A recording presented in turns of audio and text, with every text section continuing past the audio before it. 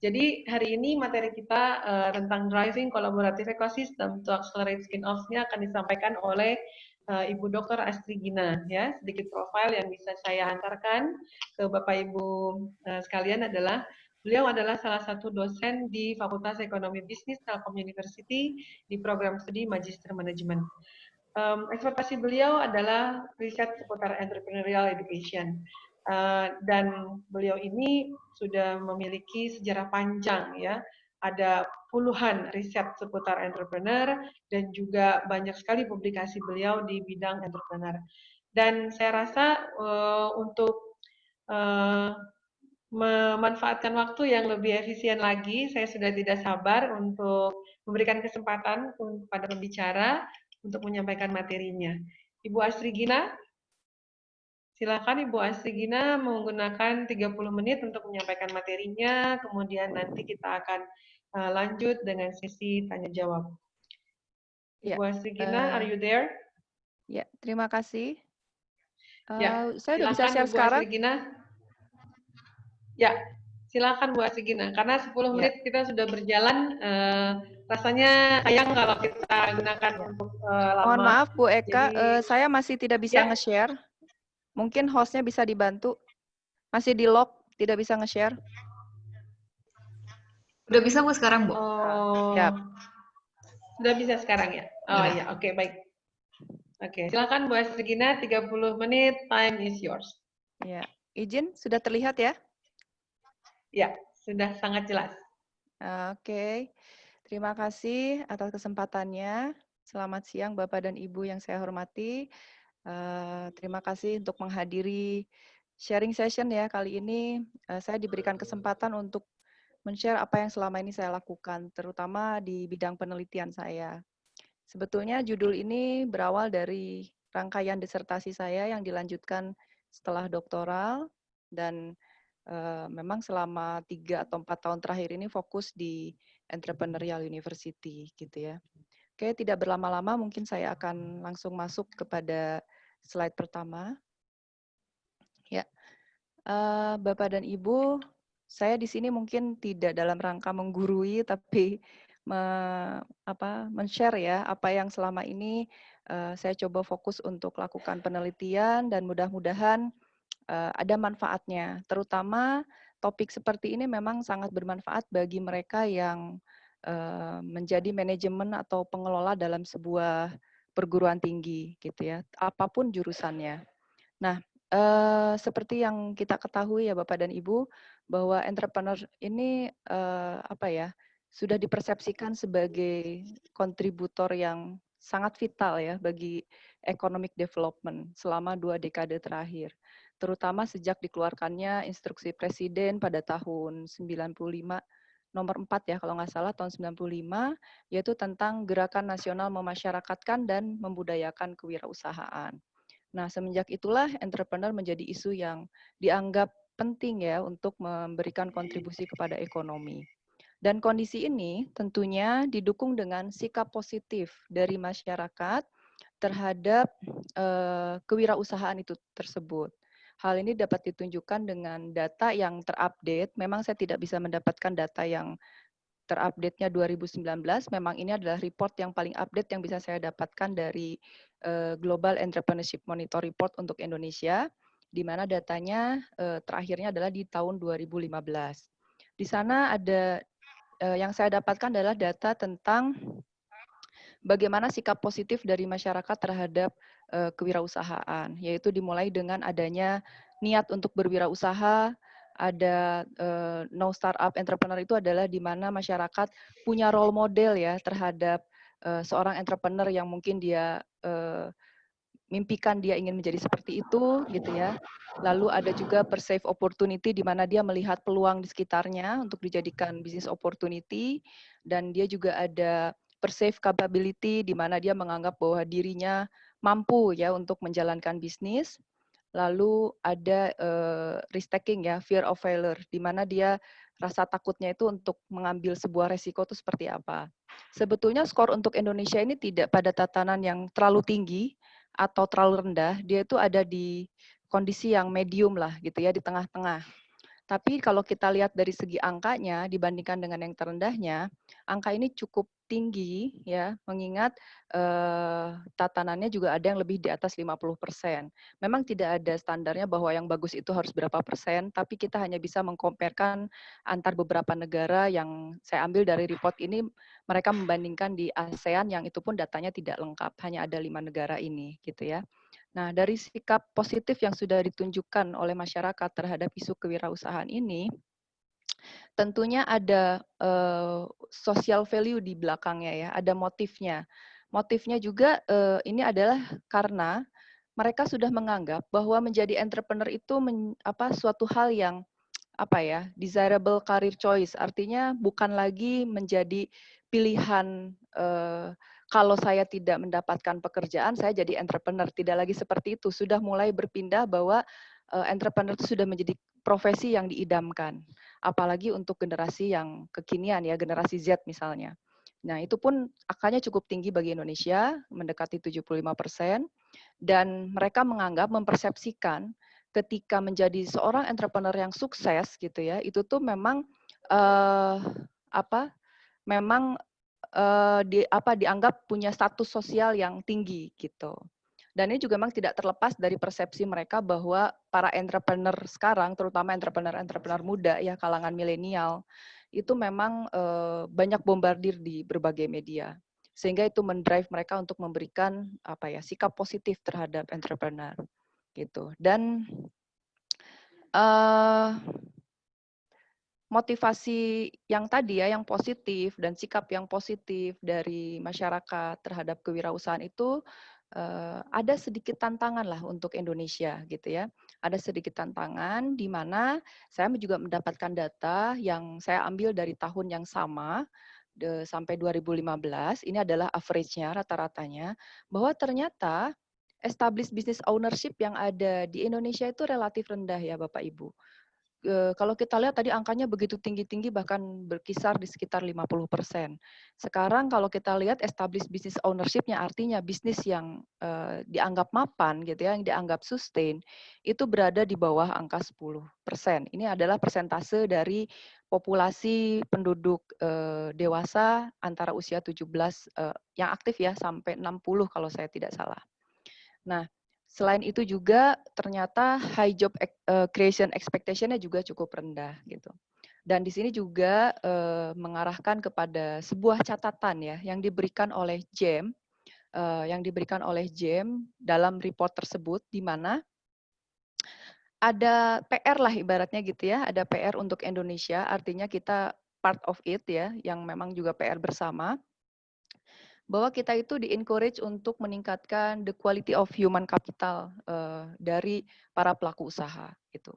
Bagaimana dan selain itu juga kita di-encourage untuk menciptakan environment ya yang entrepreneurial. Ya, salah satunya adalah dengan menciptakan kolaborasi ya ABCG kalau kita sudah sering mendengar istilah itu, academic, business, government dan society misalnya. Dan kalau di report itu ada tambahan dengan research institution, kita juga harus ada kolaborasi gitu ya. Dan di sana juga dikatakan bahwa harus bisa meningkatkan educated entrepreneur. Kenapa JEM sampai mencatat seperti itu gitu? Karena banyak sekali penelitian yang mengatakan adanya korelasi positif ya antara pendidikan yang didapat oleh seorang entrepreneur dengan sustainability dari bisnisnya. Artinya semakin tinggi kadar atau tingkat pendidikan seseorang itu membuat motivasinya menjadi seorang entrepreneur itu jadi driven-nya adalah opportunity driven, bukan necessity driven. Artinya bukan berbisnis hanya untuk sekedar mencari makan misalnya ya, hanya untuk mendapatkan profit oriented gitu, untuk memenuhi kebutuhan yang short time misalnya gitu ya. Tapi memang jangka panjang. Makanya ini sangat mempengaruhi terhadap sustainability dari bisnisnya itu tersebut gitu ya. Nah, angka yang sangat kontras ini gitu tentunya jadi mengindikasikan bahwa angka yang tinggi-tinggi tadi ya, positif terhadap kewirausahaan itu masih dalam tatanan yang abstrak gitu ya.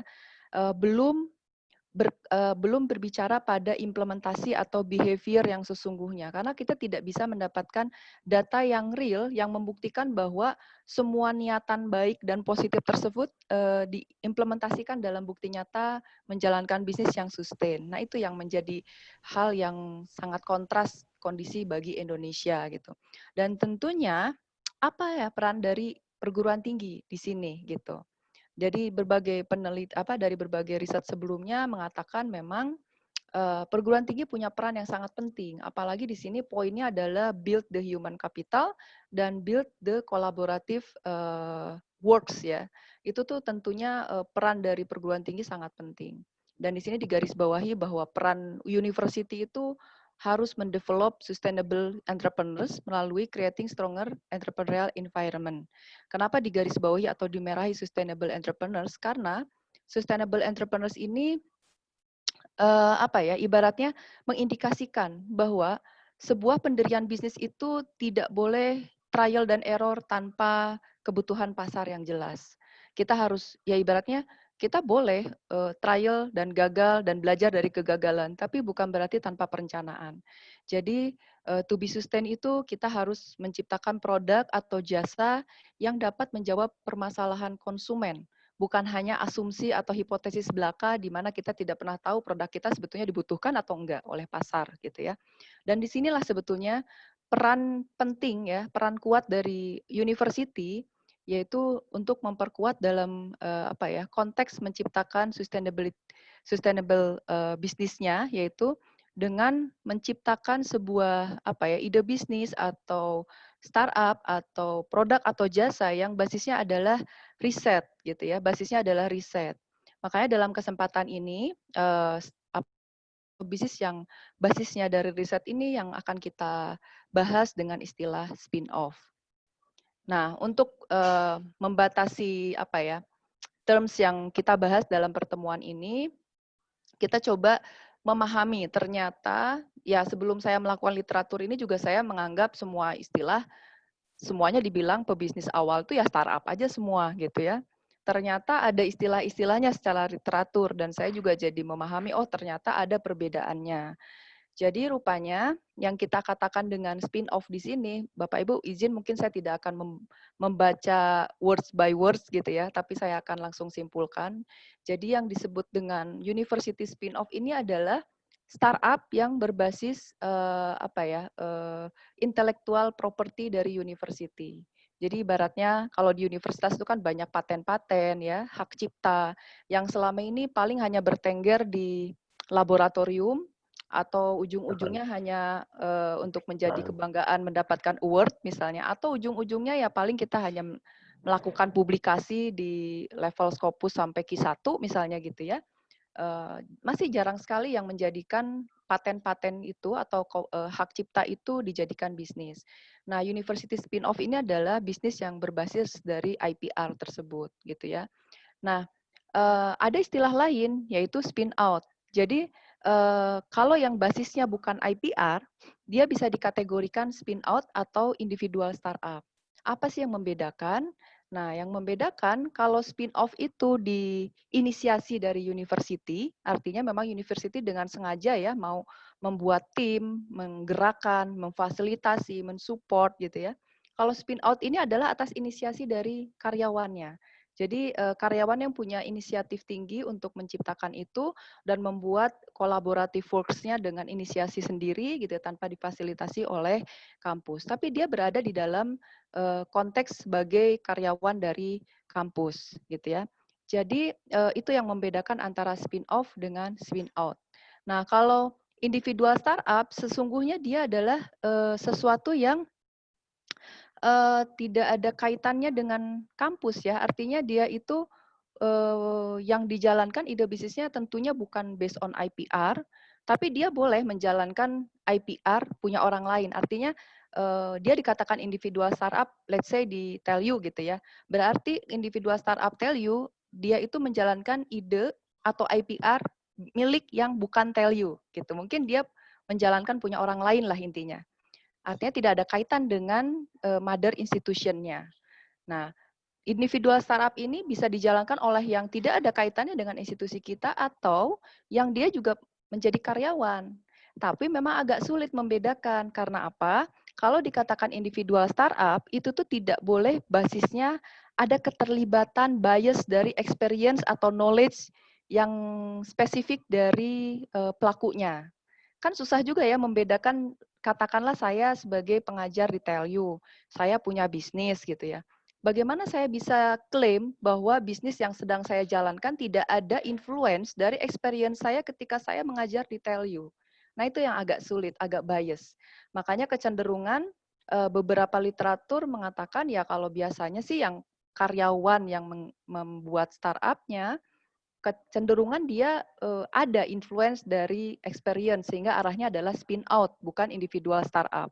Jadi individual startup ini biasanya betul-betul yang memang tidak ada irisan sama sekali dengan kampus gitu. Nah, ketiga hal itu mungkin coba digambarkan dari penelitian sebelumnya seperti ini ya Bapak Ibu, di mana startup itu tidak ada parental support, ya jelas karena memang anggaplah itu mah orang lain gitu ya, bukan dari kampus, ya idenya juga bukan ide kampus gitu. Dia tidak ada support dari parentalnya dan tidak ada resource sharing bersama kampus. Nah, berbeda dengan spin off dan spin out. Tadi yang saya katakan, di mana spin off jelas itu yang menginisiasinya saja sudah university. Ya, tim dan segala macam pembentukannya disupport oleh university. Tentunya resource dan support semua akan dimiliki. Berbeda dengan spin out. Kalau spin out, dia secara resource ada sharing. Kenapa ya? Tadi saya bilang sebetulnya dimaksud resource sharing ini secara tanpa disadari oleh si pelaku usahanya, sebetulnya dia sudah menggunakan resource-nya kampus, tapi itu tanpa disadari. Dan itu dikatakan spin out. Ya, ketiga hal ini tentunya ide apa ya? Eksistensinya ada di kampus. Namun selama ini kita belum mendeteksi secara resmi lah gitu ya, berapa banyak startup yang ada di kampus, berapa banyak spin off yang ada, berapa banyak spin out. Sehingga itulah yang menjadi PR bisa diawali dengan identifikasi, nanti ke depannya bisa untuk merumuskan sebuah strategi tertentu. Nah, kalau yang sebelah kanannya itu hanya menunjukkan high risk dan low risk dari spin off dan spin out gitu ya. Dalam konteks entrepreneur university ini sebetulnya dua hal yang tidak bisa kita pungkiri ada dan seharusnya bisa kita maksimalkan. Artinya gini, oh kalau spin out berarti dia tidak difasilitasi kampus, harusnya kampus tidak punya hak apapun. Tidak juga seperti itu. Karena bagaimanapun si entrepreneur-nya kan menggunakan resource-nya kampus.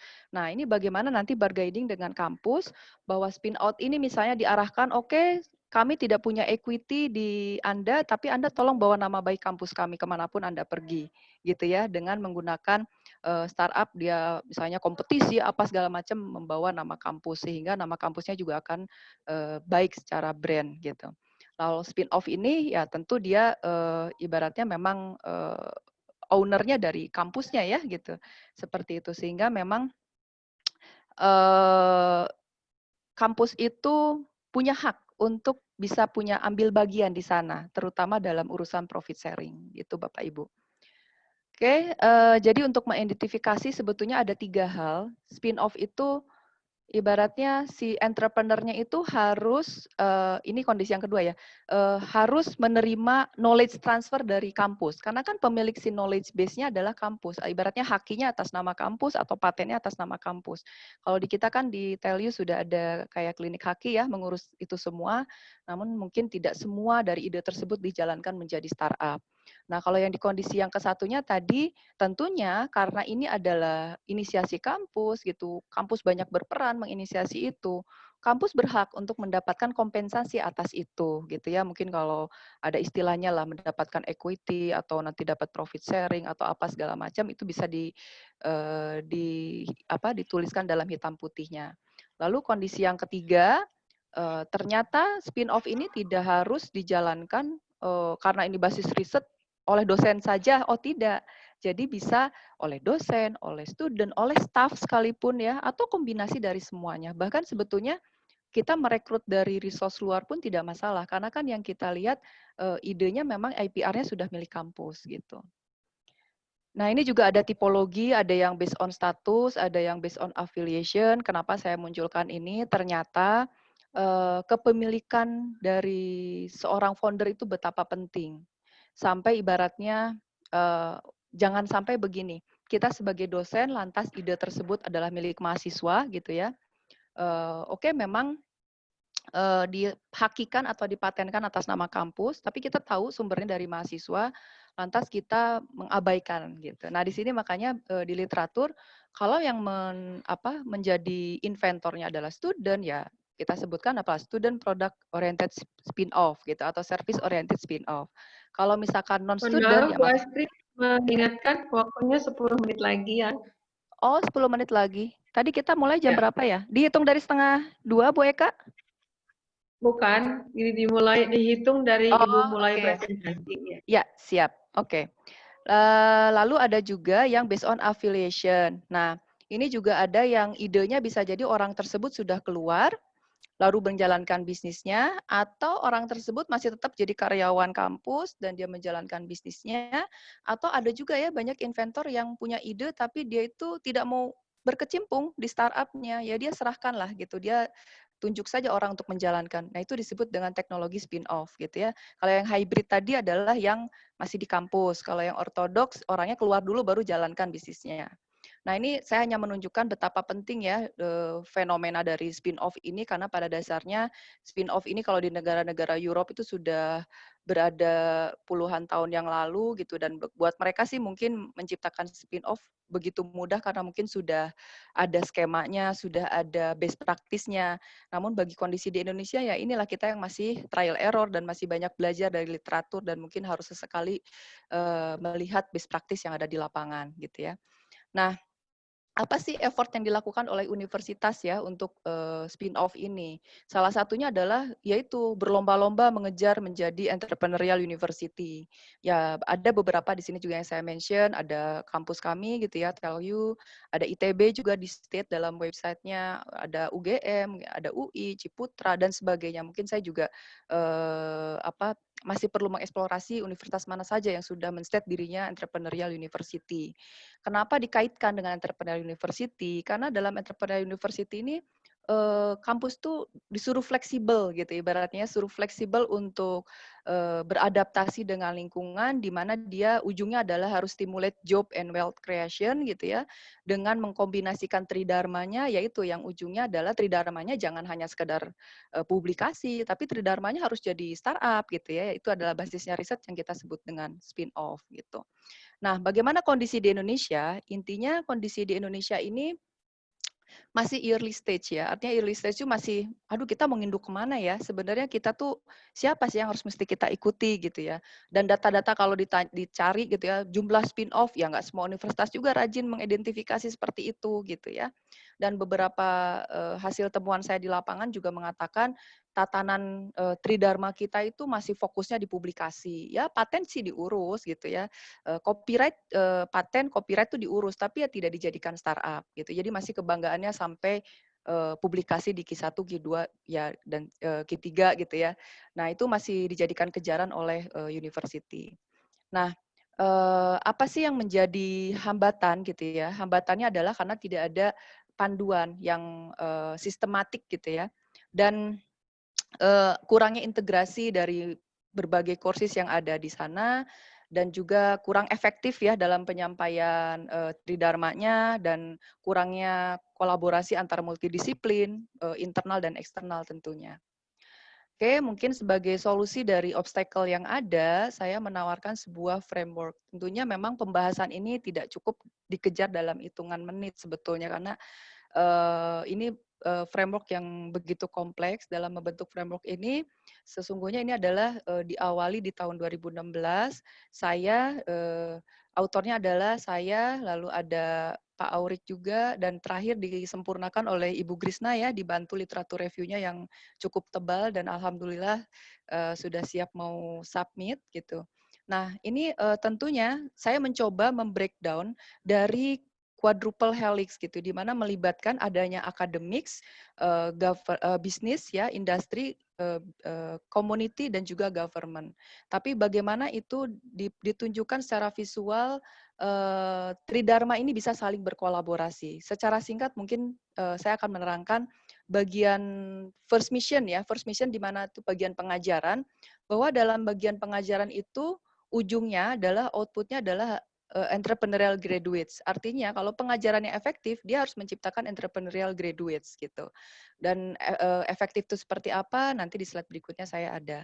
Lalu di second mission tentunya tidak hanya berdiri kepada intellectual property right kalau dia second mission-nya efektif gitu ya, tapi juga kita akan menjadikan IPR itu menjadi spin-off ya, atau selain tadi ya academic publication atau kita urus kita jadikan apa ya license gitu ya. Jadi supaya bisa bekerja sama dengan industri misalnya kita sehingga dapat license fee-nya gitu. Jadi bisa kita serahkan langsung ke industri ide kita atau kita mau urus sendiri dengan membentuk sebuah startup gitu.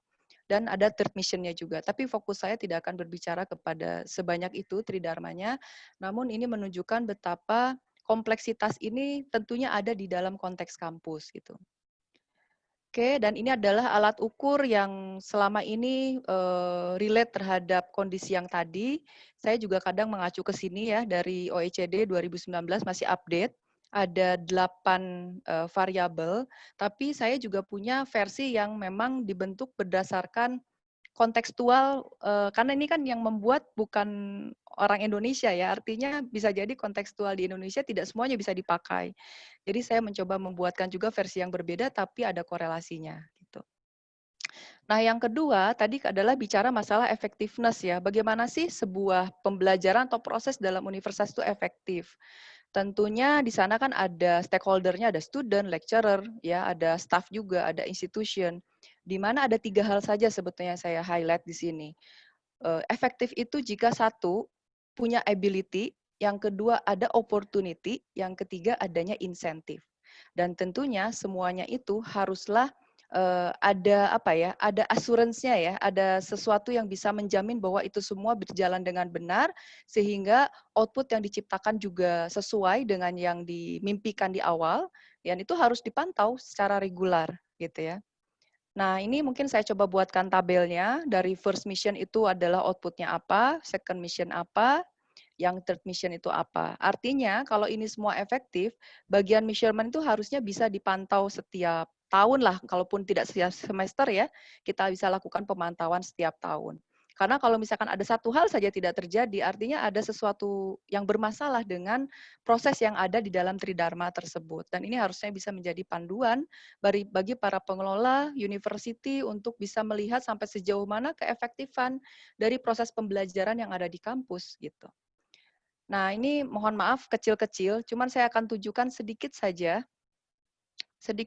cara ininya. Mungkin nanti kan saya juga akan men-share ya, men-share ininya. Nah, contoh saja seperti ini ya. Saya tidak akan bacakan semuanya Bapak Ibu karena waktu yang terbatas. Contoh ada 3 peran di sini, ada student, lecturer, sama institution. Kalau bagian student, apa sih yang membuat student itu efektif untuk belajar? Satu, yang paling awal adalah dia harus punya ability to learn. Dia harus punya kemampuan untuk belajar, tidak bisa kita pungkiri.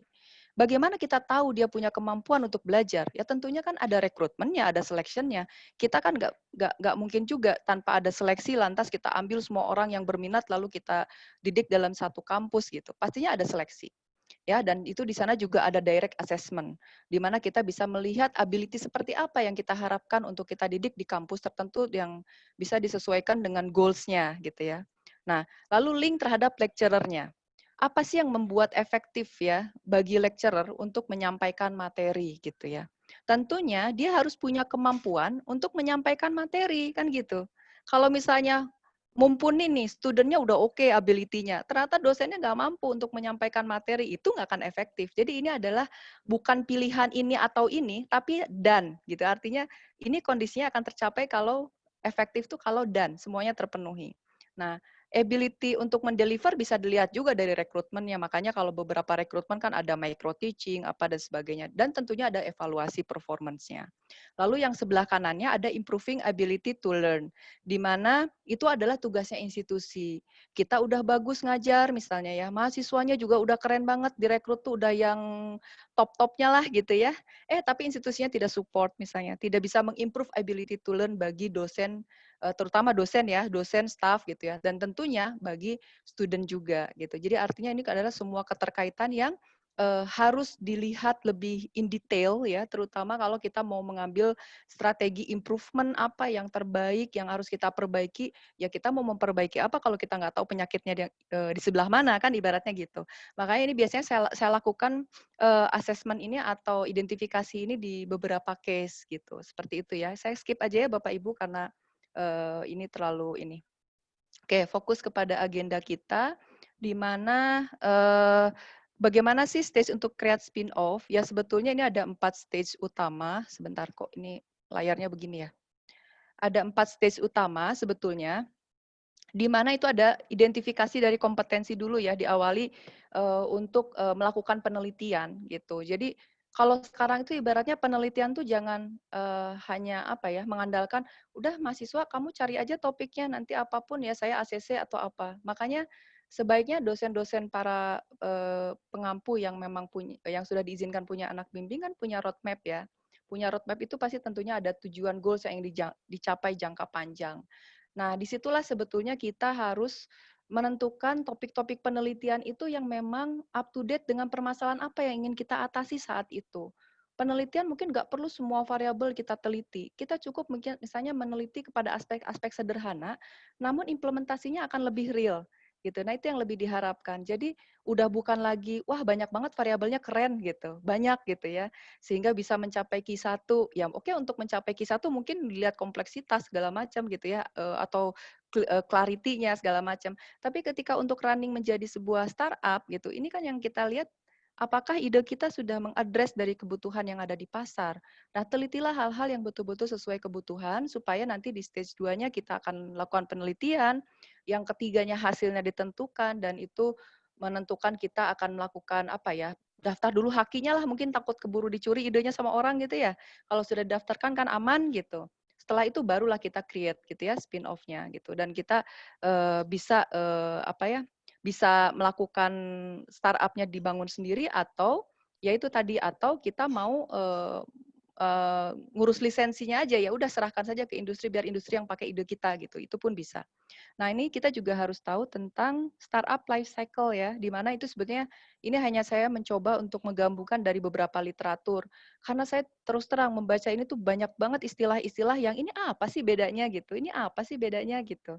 Ternyata ya saya coba padan-padankan, ini tuh intinya mah gitu-gitu aja, cuman beda buku, beda istilah. Mungkin setiap orang ketika pembuat buku ya pengen punya kebaharuan dari istilah lah minimal gitu ya. Tapi kalau kita lihat sebetulnya ya itu-itu aja yang diomongin. Makanya saya tidak mengambil semua istilah, saya coba anggaplah saya mengambil ke sini ya, ke Osterwalder. Nah, di sana kan ada istilah fit gitu. Nah, itu Osterwalder biasanya istilahnya seperti itu. Nah, saya hanya mencoba mengajak Bapak dan Ibu yang pengelola university, kalau kita lihat S1 anggaplah normatifnya 4 tahun gitu ya, 4 tahun which is itu adalah 8 semester. Yuk kita lihat, ternyata akumulasi time yang dibutuhkan dari problem solution fit sampai bisnis model monitoring itu sebenarnya bisa sampai 15 tahun loh. Artinya dari tabel ini membuat kita berpikir, apa yang bisa kita lakukan dalam 4 tahun pertama yang priority gitu ya, supaya meaningful untuk nanti scale up-nya lebih bagus gitu. Karena nggak mungkin kita garap sampai akhir gitu. Artinya dari akumulasi time ini dengan catatan dimulai dari semester 1 ya Bapak Ibu. Bayangkan universitas yang tidak memulai itu dari semester 1. Beberapa universitas yang saya survei juga banyak yang tingkat 2 baru mulai, semester 4, semester 5 gitu ya. Ya sudahlah habis di jalan paling cuman bisa sampai apa? Problem solution fit jangan-jangan atau cuman sampai vision founder fit gitu ya. Secara ideal ya, walaupun sebetulnya sesungguhnya juga sulit mencapai product market fit juga sulit gitu. Kita anggap ideal semua tercapai saja. Dari semester 1 saja sebetulnya kita hanya bisa sampai transition to scale. Nah itu, mari kita sama-sama pikirkan bagi para pengelola university, apa yang bisa kita lakukan di 4 tahun pertama. Karena kalau kita bilang kita bisa buat itu sampai benar-benar independen gitu ya, sampai IPO, itu sangat tidak mungkin, karena tidak memungkinkan waktunya. Makanya kita selalu berkata effectiveness. Kenapa? Waktunya singkat. Nggak ada waktu lagi buat kita buang-buang waktu. Kalau nggak efektif, tinggalkan. Kita cari jalan yang paling efektif, dan kita buat yang meaningful selama 4 tahun. Gitu. Nah, ini kita skip saja ya Bapak Ibu, hampir sama dengan yang tadi. Dan ini juga bisa saya skip. Saya sebetulnya nanti kalau Bapak Ibu mendapat slide dari saya hanya ingin menunjukkan bahwa proses yang dibuat dari startup sampai IPO tentunya itu melibatkan betapa banyak stakeholder, di mana di sana tentunya boleh ambil bagian.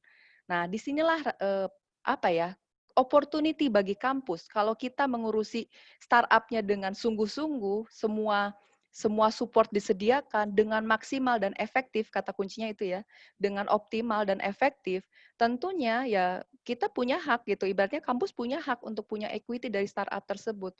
Mana tahu kalau kita menciptakan 100, 10%-nya bisa IPO saja kan, nah itulah yang mungkin nanti bisa jadi self-funding bagi kampus. Gitu. Jadi non-tuition fee-nya betul-betul elegan lah ya, didapat dari startup based on research IPR gitu. Bukan dengan cara yang misalnya apa ya, kadang-kadang kan kalau sekarang dicari-cari gitu ya, mencari sesuatu yang non tuition fee itu kan dicari-cari apalagi ya, apalagi. Nah itu. Kalau hal seperti ini jalan sesungguhnya itu sudah bisa menjadi rotor penggerak self funding bagi kampus gitu. Nah, ini adalah best practice dari kampus yang saya pernah temui di 2014. Memang sudah lama, tapi saya cek websitenya masih seperti ini ya Bapak Ibu, pembelajaran mereka. Mungkin saya langsung jumping ke sini saja. Nah, di sini kalau saya lihat sebetulnya di kampus Ciputra itu satu role model yang begitu baik ya, karena mereka itu kan kampusnya tidak semuanya jurusannya manajemen atau entrepreneurship ya. Jadi mereka juga ada jurusan-jurusan lain, ada psikologi, ada apalagi ya, saya juga lupa, tapi jurusannya mungkin ada juga teknik gitu ya. Nah, ternyata mereka itu punya fakultas ini ya, entrepreneurship lah, kayak fakultas entrepreneurship, tapi perannya adalah mengkolaborasikan di antara semua fakultas yang ada. Artinya ya mahasiswa di fakultas entrepreneurship itu ya seluruh yang ada di kampus itu gitu. Dan mereka itu punya satu hari yang tidak boleh diganggu ya, yang disebut terbuan gitu, di mana itu adalah untuk mendeliver mata kuliah wajib dari kampus. Nah ini yang sebelah kiri ini adalah mata kuliah yang rebuan tadi ya, rebuan di mana itu yang mendeliver kampus. Jadi udah nggak bisa nolak tuh fakultas-fakultas kalau hari Rabu tuh harus ikut mata kuliah kampus aja, universitas aja gitu ya. Nah ini, jadi mereka itu sudah sangat terstruktur di dalam kurikulumnya, di mana setiap tahun itu punya tema. Nah ini kan contoh yang baik untuk menerapkan yang tadi ya, 4 tahun efektif itu ya. Mereka mendeliver dari first year, di mana itu semester 1. Jadi buat mereka itu ya belajarnya memang betul-betul dari awal dimulai dari hal-hal sederhana. Jadi kalau di awal ya nggak langsung suruh bikin ide lah ya gitu. Mereka juga, udah kamu jadi reseller dulu gitu, seperti itu. Jadi kenapa harus jadi reseller? Ya itu dia biar belajar networking, dia belajar negosiasi, dia leadership-nya jalan, ngejalanin event juga jadi muncul skill-nya nanti kan gitu.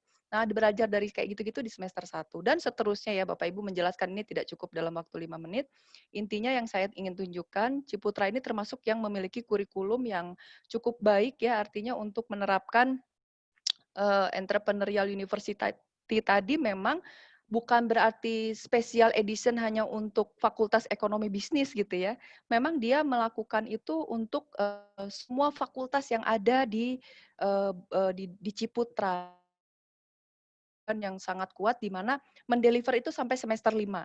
Dan setelah semester 5 itu diserahkan ke fakultas masing-masing karena diasumsikan mereka bisnisnya sudah jalan dan tinggal masalah scale up aja gitu. Nah itu ya, nanti mungkin Bapak Ibu bisa berdiskusi lebih lanjut dengan saya jika tertarik ya.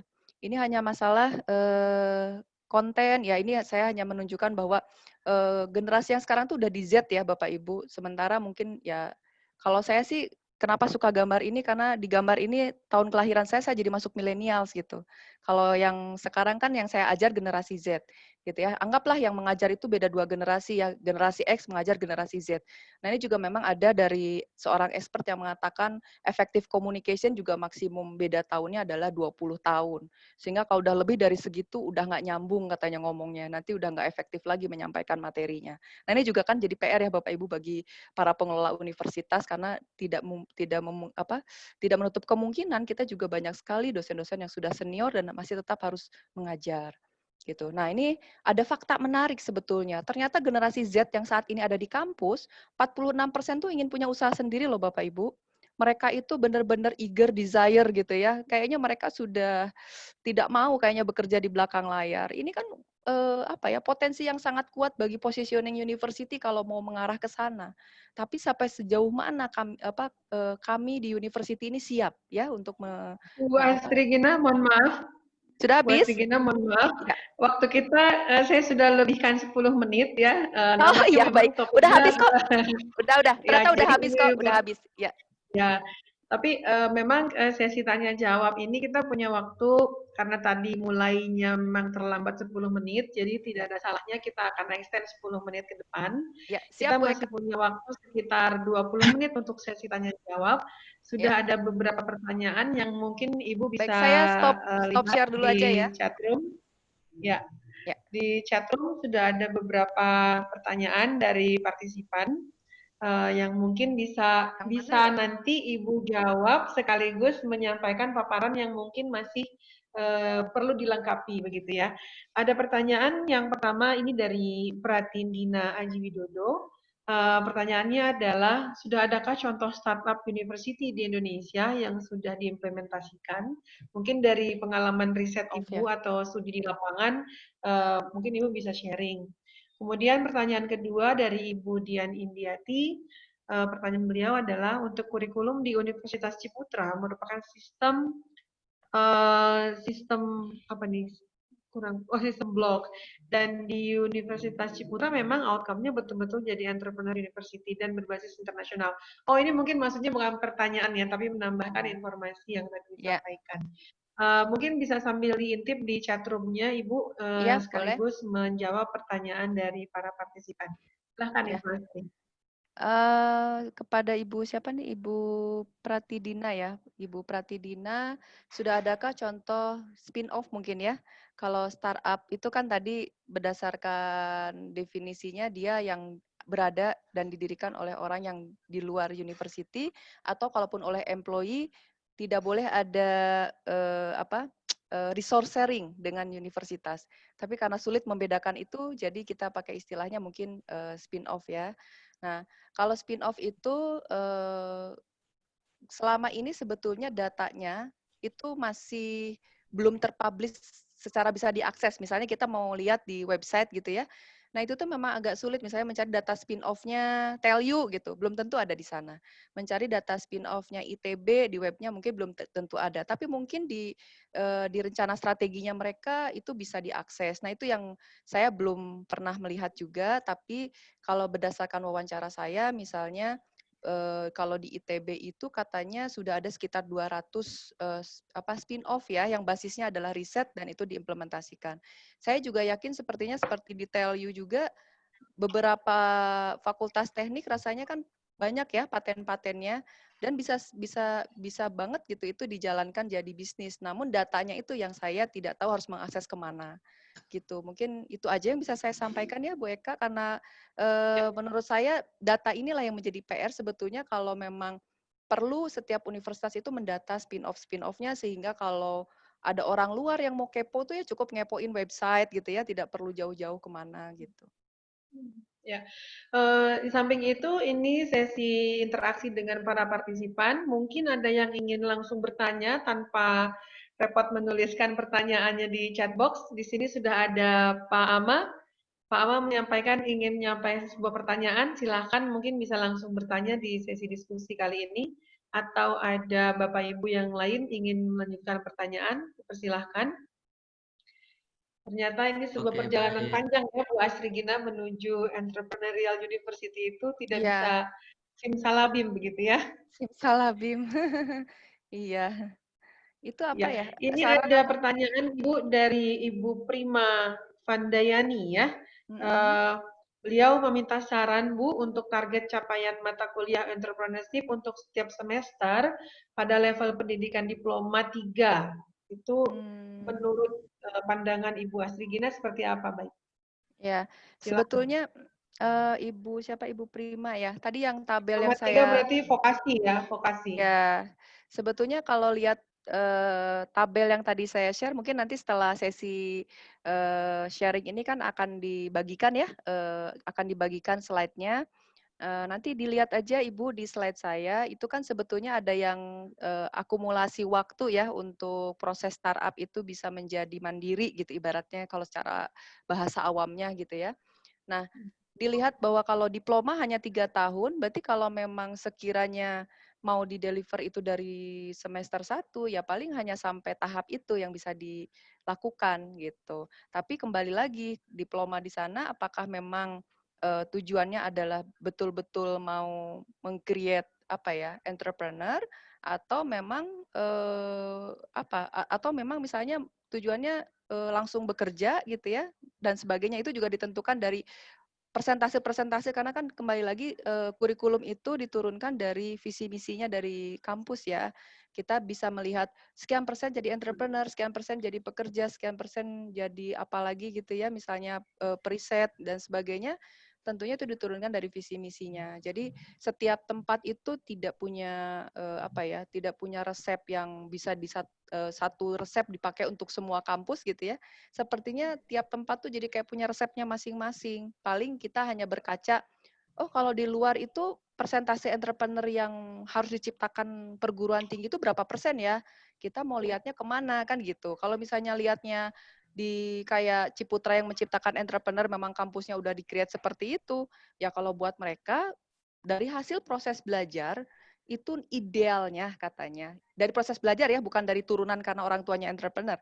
Idealnya 30% gitu. 30% dari total lulusan. Artinya kalau misalnya ada 1.000 lulusan kita ya 300 jadi entrepreneur dan itu memang terbukti memang dia masih sustain gitu ya, masih berjalan. Bukan kita berikutnya kita survei ternyata dia udah nggak jalan lagi gitu bisnisnya. Nah itu. Nah kalau itu 300 itu maksudnya spin off gitu ya, Bu? Spin off atau spin out gitu? Enggak sih kalau kalau kalau kayak Ciputra kayaknya nggak semuanya spin off ya Bu Eka. Jadi mereka juga masih banyak kok startup-startup yang idenya tidak berbasis ICT gitu. Tapi ya jalan usahanya gitu ya. Ya, Mereka cuma sekedar sewa menyewa gudang, ya, tapi yang nyewa gudangnya banyak banget dari networking ya. orang tuanya gitu ya. Itu juga Mungkin banyak yang ini seperti jadi diskusi yang menarik ya pertanyaannya Ibu Dokter Prima ini. Kalau saya bukan menambahkan sih, cuman sekedar dari apa yang pernah saya baca gitu ya tentang fenomena entrepreneurial university yang ada di Indonesia. Di saat begitu pemerintah mencanangkan kan itu nampaknya menjadi sebuah euforia yang orang itu berbondong-bondong ingin menciptakan kewirausahaan, belajar kewirausahaan di berbagai perguruan tinggi yang ada di Indonesia. Nah, balik lagi seperti yang tadi disampaikan oleh Bu Astri Gina, memang itu jadi seperti resep rahasia dapur masing-masing begitu ya. Kalau kita bicara target, tidak ada salahnya Bu, dari yang saya dapatkan itu informasinya, kalau memang ingin meramu program seperti itu, maka dari pihak institusi itu seperti melakukan industrial gathering, kemudian gathering dengan para alumni, begitu ya. Nah, di situ kita bisa melihat sebetulnya alumni kita atau lulusan dari institusi kita itu diharapkannya itu seperti apa lulusannya. Kalau kalau ya. misalnya role modelnya seperti yang dicontohkan Ibu Astri Gina di Ciputra University, itu sepertinya dari awal masuk saja mahasiswanya itu sudah sangat tinggi level awareness-nya bahwa mereka memang ingin menjadi wirausaha gitu kan.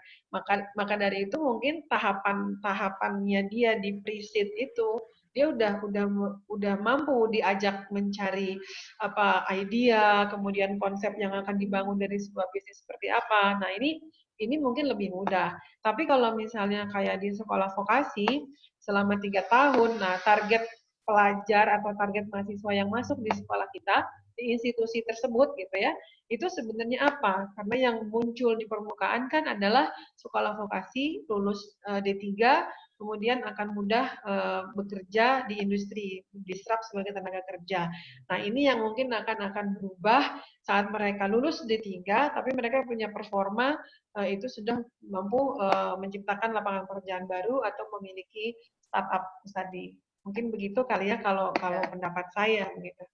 Baik, ada pertanyaan selanjutnya. Ini Ibu ada 2 pertanyaan dari Pak Amas Suyanto dan Ibu Ratna Lubis ya. Dari Pak Amma bertanya, Universitas Ahmad Dahlan dan UMM Malang, kedua-duanya ini mempunyai unit bisnis yang banyak. Apakah saat itu sudah dapat digolongkan sebagai entrepreneurial university? Sharing praktis untuk tahapan yang sering dilakukan oleh perusahaan. Mungkin bisa Oh. dijelaskan. Pertanyaan kedua, yang selanjutnya dari Ibu Satu-satu Ratna dulu aja, Lutfi. Bu Eka. Satu-satu Oh, dulu boleh, aja. boleh, boleh. Iya. Silakan, silakan, Bu, Oke. silakan. Pak Ama ya, unit bisnis, oh berarti ini ada banyak unit bisnis di bawah universitas gitu kali ya? Ya, Iya. betul. Ya, Pak Ama, sebetulnya kalau kita lihat kata kuncinya entrepreneurial university kan commercialization dari knowledge gitu ya. Artinya yang dikomersialisasikan adalah knowledge base dari universitinya gitu. Makanya kenapa yang dibicarakan, digadang-gadangkan adalah spin-off, bukan startup biasa gitu. Jadi memang kata kunci inilah yang harusnya dipenuhi di kampus. Ibaratnya unit bisnis banyak, tapi yang satu misalnya punten ya Pak Ama, misalnya jualan, yang satu jualan gorengan, misalnya yang satu jualan pakaian gitu ya. Ini tidak ada basis knowledge yang dari kampus yang IPR-nya gitu ya, yang dari paten atau dari apa. Nah, itu tidak bisa dikategorikan unit bisnis yang harusnya di-create dalam sebuah entrepreneurial university. Karena kembali lagi ke keyword, mungkin Pak Ama, keywordnya adalah komersialisasi dari knowledge base-nya ya, gitu. Jadi basisnya harus dari riset-riset, paten-paten atau hak cipta yang dimiliki oleh kampus dan itu dijadikan komersial untuk bisa self-funding bagi universitasnya, gitu. Mungkin begitu Jadi, Pak Ama. iya. Jadi kata kuncinya adalah basisnya dari Knowledge riset. Pak Ama, knowledge Iya. ya, knowledge Ya base. semuanya basisnya knowledge. Kayak Ahmad Dahlan itu dia Oh iya, punya farmasi juga dari Fakultas Farmasi. oh Dia iya. punya, Ya iya. itu lebih ke IPR-nya maksudnya, basis knowledge di sini dari paper-paper tuh lebih merujuk kepada intellectual property right yang dimiliki oleh kampus gitu mungkin Pak Ama. Nah, Ya. terkecuali mungkin basisnya dari riset kali ya. Ya, tapi kan Dan, sebetulnya dalam paper juga Pak Ama tidak harus selalu patennya sudah ada atau hak ciptanya ada Pak Ama. Misalnya iya. basisnya ini dari riset sambil berjalan diurus paten dan hak ciptanya, ini juga Iya. bisa dijalankan bisnisnya. Itu udah termasuk kategori entrepreneurial university gitu. Jadi nggak harus nunggu dulu paten atunya keluar, tidak. Iya, makanya tadi Basisnya riset lah. time frame-nya lama sekali kan gitu. Iya betul Pak. Oh kalau itu kan tidak harus menunggu sampai IPO ya Pak Ama ceritanya. Jadi itu proses yang harus dijalani. Artinya kan kita kalau sudah mengarah ke sana, istilahnya ke depannya next tidak ada lagi penelitian-penelitian yang bobo cantik gitu ya Pak Ama ya. Hmm. Iya kan, yang cuman hanya bertengger di perpustakaan gitu ya dan sebagainya Iya. lah. Ibaratnya nanti kalau ada 100 paten, berarti idealnya ya 100-100-nya bisa dong dijalankan menjadi unit usaha yang dikelola oleh Iya. universitas. Oke. Perkara sukses atau enggak itu enggak masalah sih Pak Ama, karena kan nanti ada ukuran kriterianya ya seperti itu. Iya, bagus sih. Jadi yang penting tidak hanya bangga dengan Q1 atau Scopus kan Betul, gitu. betul Pak Ama, setuju. Ukurannya adalah menjadi startup atau tidak. Iya. Walaupun itu hanya semacam chicken wing kan begitu. Iya, nggak apa-apa. Yang itu sudah kemana-mana. Betul, betul Pak Nah, Ama. gimana merubah untuk kebanggaan itu? Karena kan kita akan menuju ke entrepreneurial university. Tapi kan masih orang ngejar ke sana. Gimana itu Bu Astri? Sebetulnya Pak Ama, publikasi itu juga tidak masalah. Jadi begini, tadi mungkin ada yang ke-skip tidak saya jelaskan. Kan tadi kalau entrepreneur university karena basisnya riset itu, makanya menjadi pondasinya itu di bagian risetnya. Bagaimana kita menciptakan riset yang implementatif lah ibaratnya gitu ya, bisa Ya, punya ya. kontribusi bagi masyarakat. Nah, ketika kita punya produk, katakanlah produknya berbasis teknologi gitu ya, dan kita jalankan startup-nya, lantas kita tawarkan ke industri juga bisa atau usernya langsung kepada komunitas atau masyarakat juga bisa, tergantung dari produknya apa. Nah, ketika kita melakukan pengabdian masyarakat, selama ini kan kita hanya melihat apa ya yang bisa kita lakukan di masyarakat itu gitu. Udahlah kita ajarin aja Excel misalnya, kita ajarin aja laporan keuangan gitu ya. Nah, kita harusnya bisa melakukan pengabdian masyarakat yang basisnya yang startup tadi. Jadi mereka user-user yang memang dari pengguna dari startupnya kampus itu kita latih untuk menggunakan itu gitu. Itu basis Abdi Masa jadi bisa ke sana. Atau kalau ke industri, ketika industri itu menjadi user dari startup kita, tentunya jadi ada Abdi Mas yang versi berbayar itulah Pak Ama ceritanya. Jadi industri akan meminta, pasti kan industri juga kalau pakai produk kita, mereka juga ini bingung siapa expertnya kan gitu. Ayo dibantu dong dari kampus siapa yang mau diutus ya, nanti yang diutus itu tentunya biasanya ada kompensasinya gitu ya, ibaratnya itu bentuk Abdi Mas tapi versi yang berbayar. Tapi kalau kepada masyarakat, usernya memang end usernya langsung di masyarakat, kita bisa melakukan Abdi Mas yang basisnya free. Tapi tentunya ketika mereka usernya semakin meningkat, ya akan meningkatkan juga traction dari startup yang dimiliki kampus. Nah, ketika kita sudah melakukan hal itu dengan benar, publikasi juga dapat, startup juga dapat, itu semua bisa dijadikan real case Pak Ama untuk di pengajaran. Jadi nanti bentuk pengajaran kita kan akan selalu update tiap tahun ada real case dari startup-startup yang diciptakan oleh universitas dan basisnya riset. Gitu. Jadi semuanya tuh saling berputar gitu Pak Ama, tidak ada yang sia-sia lah ibaratnya. Hasil Berarti publikasinya buat case gitu ya, dan hasil-hasil yang dipraktisnya. iya. Berarti dibutuhkan pimpinan yang punya visi seorang entrepreneurial kan gitu ya? Ya, lebih ke mindset-nya entrepreneurial sih Pak Ama, lebih Ya seperti mindset itu. sama leadership Betul, style-nya. entrepreneurial leadership ya. Iya, kalau nggak ada Gitu. leadership-nya nanti cuman oke bagus gitu Iya, doang. setuju Pak. Nah, ya udahlah, Luar biasa siap. ya. Iya, Luar siap lah. biasa nih diskusinya nih ya sama Pak Aman nih. Menyambung dari Bu yang Ratna ya. dijelaskan oleh Bu Astri Gina dan Pak Ama, ini ada pertanyaan lanjutan dari Ibu Ratna Lubis nih. Iya, Mungkin nyambung ya dengan diskusi barusan ya. Karena tema kita hari ini kan di driving collaborative ecosystem. Jadi memang apa journey gitu, long journey to develop the ecosystem itself within university begitu ya. Bu Ratna Lubis bertanya nih Bu Astri Gina, mohon izin bertanya. Bagaimana tanggapan Ibu Astri tentang kondisi mata kuliah entrepreneurship yang seolah-olah bisa diajarkan oleh siapapun dengan latar belakang apapun. Nah, ini relevan menarik nih nih. dengan apa yang barusan Ya, Ibu jelaskan dan yang didiskusikan oleh Pak Ama. Jadi ya. driving kolaboratif ini berujung pada membangun sebuah ekosistem. Gimana nih Bu dari sisi Ya. pengajaran? Silakan Bu. Terima kasih Bu Ratna, halo. Terima kasih sudah bertanya pertanyaan yang sulit untuk dijawab. Bu Ratna, kalau tadi saya coba share di framework yang saya punya ya dari S3 saya, sebetulnya kembali lagi, bicara effectiveness itu 1, ability, 2, opportunity, 3, insentif, kan gitu ya. Kalau misalnya untuk pengajar kewirausahaan, katakanlah mahasiswanya sudah siap nih, punya ability to learn kewirausahaan.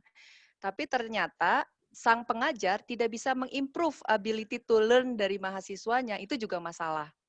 Bagaimana kita bisa mengimprove ability-nya mahasiswa kalau kita juga tidak punya kompetensi untuk ke arah sana. Karena ya mengajar itu memang betul siapapun bisa mengajar, tapi tentunya akan lebih baik kalau yang kompetensinya lebih pas.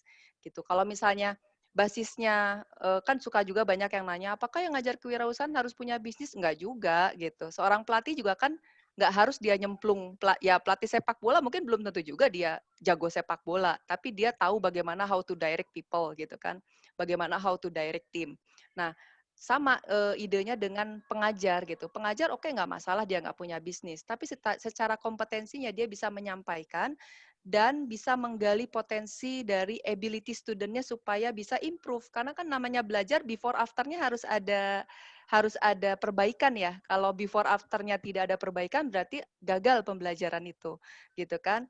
Setidaknya ada lesson learn apalah yang bisa dipelajari. Nah itu kan tentunya butuh kompetensi yang lebih pas.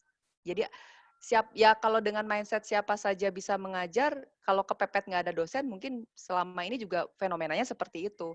Tapi kalau bicara efektivitas, kan kata kuncinya efektif. Kalau bicara efektif ya harus diarahkan dengan sesuai kriteria efektif itu harus seperti apa. Gitu mungkin Bu Ratna yang bisa saya share.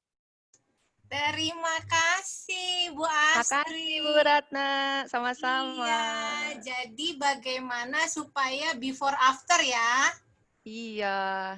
Yang tadinya ada flag, terus tiba-tiba kinclong gitu kan, Iya. kayak masuk ke RH gitu loh Bu. Betul. Ya, oke. Thank you.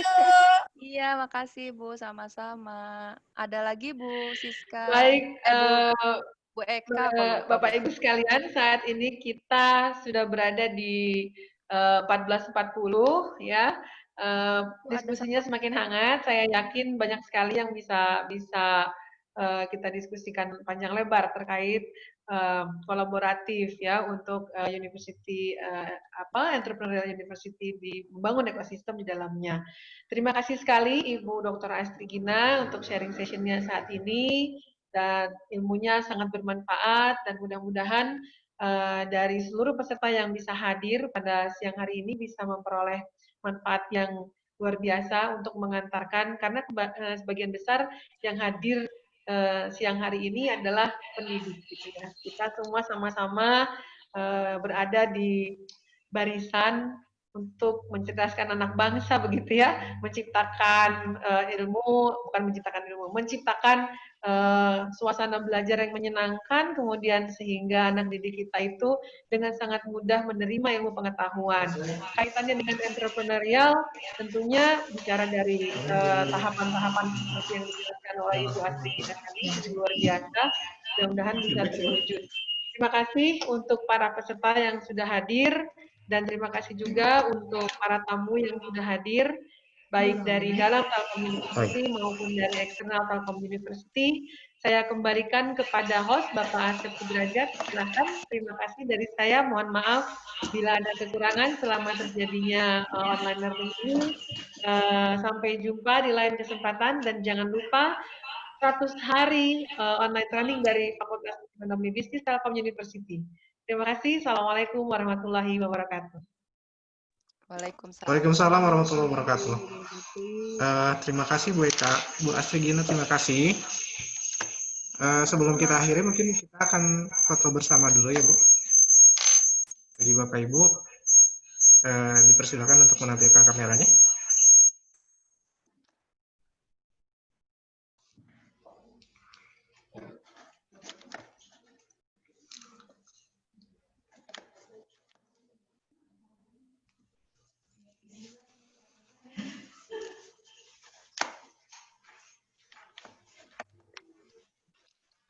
Ada 2 page ya.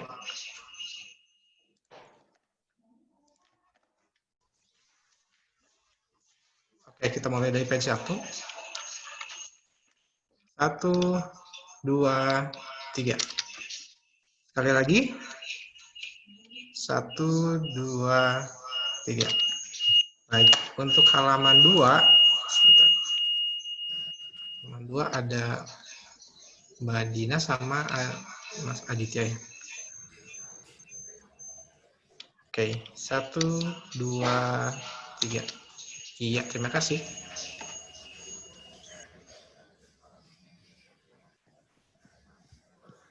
Pak Asep. Halo Pak Asep. Ya Bu. Izin menyampaikan mungkin tadi kalau ada yang masih mau diskusi boleh nanti dikasih kontak saya aja untuk berdiskusi lebih lanjut.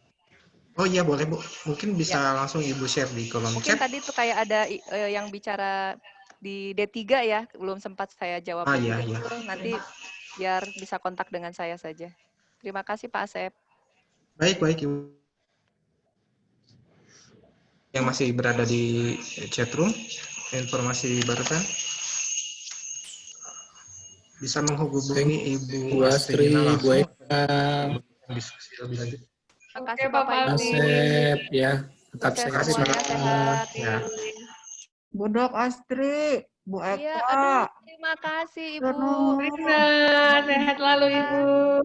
Sambil sehat Bu. Oh iya, terima kasih ya Bu. Ya. Assalamualaikum.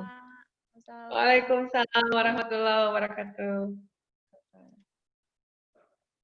Izin live, Assalamualaikum. Ya, izin live ya. Assalamualaikum, terima kasih. Terima kasih Bu. ditanyakannya apa. Wah, Nah, itu juga belum kelihatan hilang. ya di bab 3-nya. Gitu. Yang jelas di bab 2-nya Bapak udah